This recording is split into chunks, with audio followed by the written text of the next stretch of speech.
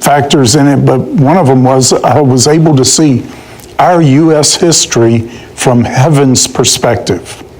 And it was very different, radically different. You know, we say there's fake news. Well, there's fake history out there too that has been, I think, colored by prejudices, by political opinions and things like that.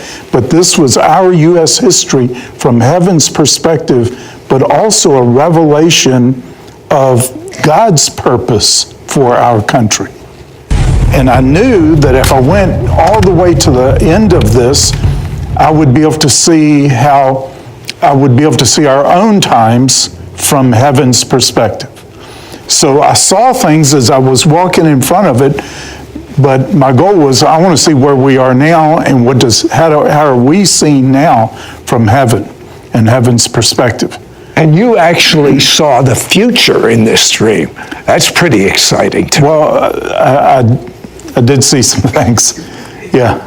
Why do you believe God has entrusted you with such powerful end-time dreams? Well, you know, almost every one of them, it seems, is going to be really controversial. When he gives me something, I'm not trying to build a ministry. I don't care if it affects that. I don't care. I want to be sure I'm conveying the message accurately. And I've decided I don't care what the message is, I'm going to give it. I asked him a number of times, why do you always give me these real hard words? And that's what he said. He said I was mean enough to actually share them. Well, you said another thing that was interesting. There are going to be some deadly, to the devil that is, intercessors that are raised up. And you were not in that particular line. So in other words, that leads me to believe there are lots of roles in this end-time army. Oh, absolutely. Absolutely. Now, I think these champions, if you will, I think they're the ones that Jude talked about, or that are spoken of in the book of Jude, quoting the book of Enoch. They spoke about the Lord coming with these mighty ones. These are mighty ones. They walk in extraordinary authority. I believe we're going to see a number, thousands actually, who are going to be doing the same things Jesus did. They're going to be walking in an authority I don't think we've seen since the first century. And they're champions. But each one of them had a specific enemy to go after. And they were also told not to just defeat this enemy, they were told to destroy it. Now, give me an example of some of these enemies. I think like racism, bigotry. I think the whole issue of abortion, of child trafficking, there are things like that that are, you know, many, and this is a question I still have, because up until then, I would have said, yeah, if you don't change your direction, you're going to end up where you're headed. And we are, as a nation, headed for another civil war. But plenty of time to avoid it. Plenty of time for changes and things to get resolved. This changed my thinking. It's inevitable. It's not going to happen without this. So now Excuse me, will this occur in your lifetime, in my lifetime, in your lifetime? I believe it will. Now, I wasn't given a date or timing on it. Mm-hmm. I have a sense, and sometimes you get a sense from these things that, because of how dramatic they are, that it's imminent. But I do think it is. We're moving towards this faster than I would have expected. Even since I had that dream in December, I see things moving. They're picking up pace. Now, you said this war would be in the natural and in the spiritual. Tell me about both. Well, I think the degree to which we win the spiritual war. I think another great awakening is not just what I did see into the future were cities burning. Not all of them, I just saw some. I don't know how that's going to, my people.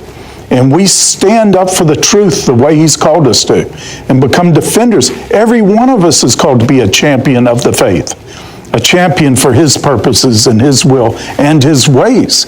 I think it could greatly lessen both the devastation, the casualties, and everything else from the conflict. How bad was the devastation that you saw? It It was really bad. It was, I know a lot of people, you say Civil War, they think pitched battles between armies. I don't think it's going to be like that at all. I think it's going to be in neighbors against neighbors. It's going to be, in some ways, much worse than the others. I have to believe when you saw history from heaven's perspective rather than ours, even you had a pretty good paradigm of God, but even your paradigm changed. I was profoundly humbled by we've got to get beyond thinking politically, and we got to take the leadership, we've got to fight for the truth. So it's not Democrat or Republican, it's the Christian that is going to be in the forefront in this war. I think so. I did see a third column. I call it a third column. It's like it wasn't a third political party, it wasn't political, but it was a major force for influence in our country that drew the best from both sides. I believe that is supposed to be what the church is called to be. All right, okay, so you've got a little bit, just a snippet of this, but the key question now, Rick, is physically and spiritually for this war. Well, in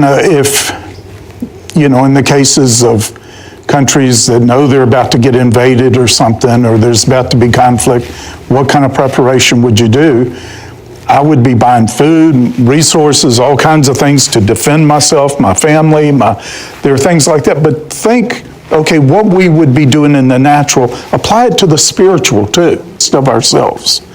But being Joseph's storehouse, there are many ways that I think we need to prepare in the natural, but then do the same thing in the spiritual. Give me a couple examples in the spiritual. Well, like I said, I think of Bibles as the weapons of heaven, and the truth can be books, it could be tracts and things like that. Water, food, that's the Word of God. And the how do you prepare spiritually with your own intimacy with God? Well, I have a resolve that every day I try to get closer. I try to take my thoughts captive. I'm resolved to turn all of my vain imaginations into intercession, where I'm not just wasting my time, wasting my mental energy, and in every way getting to know Him better, getting to know His voice better, being more obedient in every way that I can. But I want to know His ways, not just His acts. And I've been in pursuit, What does it mean, I want to know His ways and not just His acts? What do you mean by that? Well, I don't want to just know what He's doing. I want to know why He's doing it. And that's that whole thing of the American history you saw from heaven's perspective. Yeah. Now you know the whys. Right. I know some of them. Right. I mean, there is so much more. I was given a glimpse. This whole thing was the most profound thing I remember seeing in any dream like that, but I still know it's a glimpse. We all see in part, know in part. I believe I've been given access. I can go back to that place and see more.